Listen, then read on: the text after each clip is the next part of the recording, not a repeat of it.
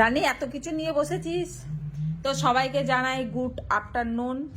তো এই দেখো আজকে আমাদের কি কি রান্না হয়েছে। ফার্স্ট বলছি এখানে নিম, আমি এক গাছ খেয়ে ফেলেছি। আর কোনো তরকারি নাই। আবার কি তরকারি? নিম বেগুন ভাজা মানে কত তোমরা ভালো বলো তো। নিম বেগুন ভাজা মানে অমৃত খাবার। কালো লাগুক তো কি আছে, আমি তো এমনিতেই কালো, তা কালো লাগুক, তোকে তো সাদা লাগছে, তা হোক।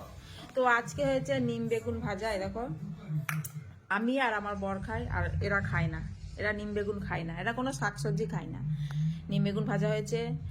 আর এই মাছের টক, এই দেখো ওকে টক দিয়েছি, এখানে মাছটাও তুলে রেখে দিয়েছে, এটা আমার টক। তো মাছের টক, নিম বেগুন ভাজা, এখানে ডাঁটা দিয়ে পোস্ত, মানে ডাঁটা আলু পোস্ত, ওখানে হচ্ছে মুসুরির ডাল।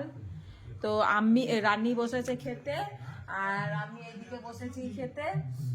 আর কারণ এখন ছোটরা খেয়ে স্কুল চলে গেছে, আর বর খেয়েও অফিস চলে গেছে, শুধু রানী আর আমি খাচ্ছি। টেবিলে বসতে পারলাম না, কারণ যা রোদ গরম না, বসতে ইচ্ছা করছে না, ওই জন্য মেঝেতে বসে খাচ্ছি। এরকম রানী শুধু টকের ঝোল দিয়ে আর আলু পোস্ত দিয়ে আর এই মাছটা দিয়ে খাবে।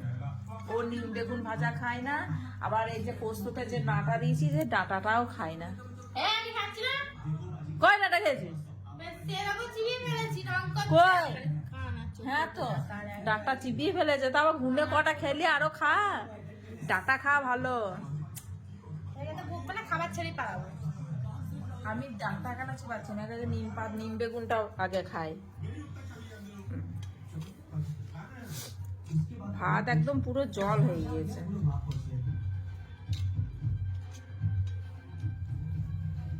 নিম বেগুন ভাজা একটা অমৃত খাবার। টিভি চলছে, যে হল চালিয়ে দিয়েছে রানী।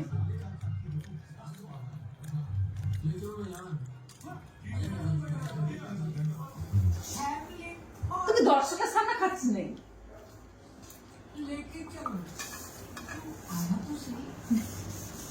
রানী তোমাদের মুখ দেখাবে না, তোমাদের মুখ দেখাবে না।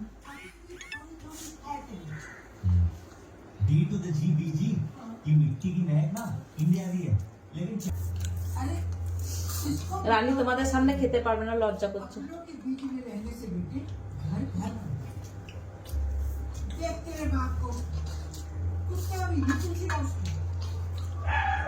उसने हमेशा अपना सोचा, अपनों का नहीं। खुद एक बात ध्यान रखना, जिंदगी में ये जरूरी नहीं कि हर वक्त लौट वाहिगुरु का नाम बोले।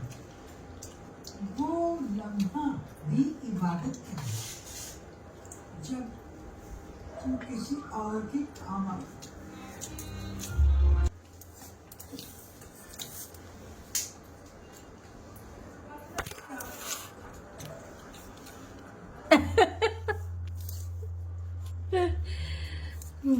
চলো, খেতে খেতে না কথা বললে না খাওয়াটা ঠিক হয় না, ঠিক আছে?